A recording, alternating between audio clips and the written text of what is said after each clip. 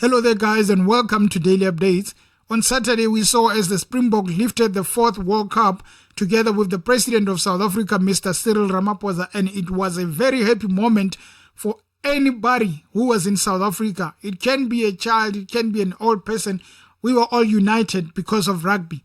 I mean, there was a one point Cyril Ramaphosa was on the phone and you can see how happy he was because he was explaining how nervous he was because he thought that we are going to lose that World Cup. I mean, winning by 1 point, all of us were scared. Yo,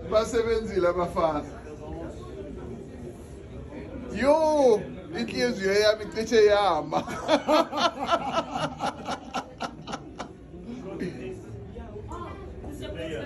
You kept saying they're going to win. Yeah. Now let's look at this way.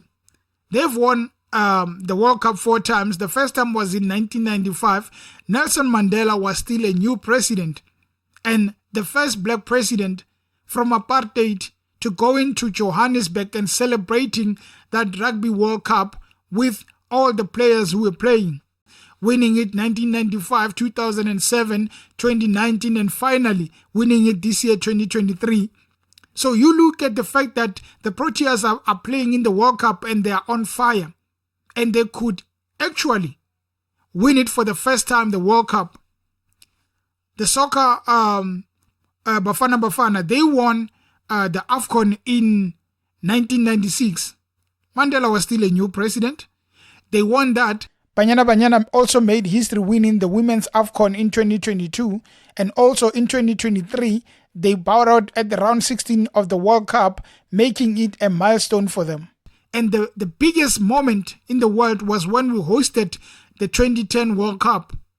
That is when we were together saying that, well, the love and happiness, unity of South Africans is one to admire. It is still in the history of the World Cups where they're saying that was one of the best because it showed how people can be united. Put aside corruption because we know the comrades have been eating. Put aside corruption and look at the bigger picture of saying that sports has been uniting the people of South Africa for so long. We have Orania on the side. But excluding Orania, the people of South Africa have been together, have been loving each other because of the sports code. They have loved each other. You take sports into the people of South Africa, in the culture of South Africa, you will minus people like Penny Sparrow. They are not going to have a voice in South Africa. But our biggest problem has been that we celebrate the World Cup, we become together. But as time goes, we forget. We go back to the point of hating each other, the point of racial discrimination, the point of racism. That is when we lose our culture, we lose our nature. Because as much as we have a history, the biggest thing the people of South Africa can do is to work together in making sure that the future generation, the young kids who are growing up, they grow with love, loving each other and understanding that building a nation is by not including racism in cultures, in colors. By taking out racism, you build a nation that many people are going to admire. When you look at 2024 and the fact that we all want a president that is going to take South Africa forward, you look at the fact that if really we can be united the same way we unite ourselves when there is sports, we are not going to have a problem when it comes to voting. We are probably going to sit down and say that, hey, how about we vote for Mmusi Maimane and make him the president of South Africa? And once he becomes the president of South Africa, because we are together, we are united. If a president makes mistake and he becomes corrupt like the current administration, we are going to make sure that they hear our voice because this country will stand still as we are together. As we decide that, let's say we decide that we are going to march against the president who's not really compliant of our needs, we are going to put the countries on standstill as we will be united. That is the only message that we can get from sports, saying that because sports is one thing that unifies us, how about we take that love, we take that unity, and not just drop it after a few months, but we take it forever and work with it. And we teach our young kids to say that such a thing called racism is the thing of the past. It's something that happened in the apartheid era, and we continued with it. But from 2024, we decided that there's no such a thing. I mean, a man can dream, can he? We can only dream about that. But maybe if we really fall in love with each other the same way we have been falling in love with the sports code, maybe South Africa can become a better country. It is such a happiness when we win, when we compete. And you look at the fact that I remember there was some point in history, there was a point a few years ago when there were complaints about some colors of players of colors in rugby, in cricket. There was such a thing called a quota. White people complain saying that this thing is really destroying the strength of our sports code. In sports, there are white players who many feel that they are not enough. Cricket, rugby, there are black players. South Africans, some of them feel like they are not enough. But if we really use that love to work together, look at how the rugby was played, how the stronger players, the black players came there and became unity with white players.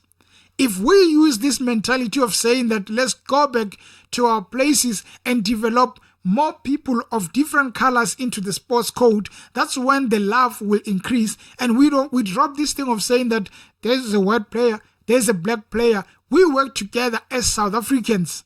That is where the need for change will arise. Because we are not going to look at the change from a person of a different color. If he has the same skin as mine, I'm looking for him to lead me. We are not going to use that. We are going to look at the fact that does he have the quality for all South African, rich or poor? And once we find that, South Africa will be a better place, because we really need to be working together. The same way we have worked together in the past when Nelson Mandela was still alive, because people would be saying that he's a symbol of togetherness. He died. So now since he died, people have forgotten that. Racism is just at its highest peak. Crime and everything is at its highest peak. Because people feel the need to do crime, as some of it is motivated, as some says, hunger. Some of it is motivated by hatred. So once we find ourselves loving each other, we are never going to complain about a president that steals money, because we can just easily take him off. And we have that opportunity to all choose a president that will care about the people of South Africa, because we are going to be one voice that is united. We should really take an example, a leaf from that book of sports community, from rugby, from cricket. Well, Bafana is really embarrassing, but yeah, from Bafana. Maybe there will be a better team if we really rally behind them, and that ralliness, we take it back to our community and say that, well, we can live together. We don't have that issue of saying that because there are white people at a certain town, once black people come, white people move away saying that we can't live with them. We drop that and then we live together as one, and drop this thing of saying that you are like this, I'm like this, we can't be together. That is where South Africa gets built. Well, I guess I'm probably just dreaming, guys. Anyway, thank you for tuning into the channel, and until next time, cheers.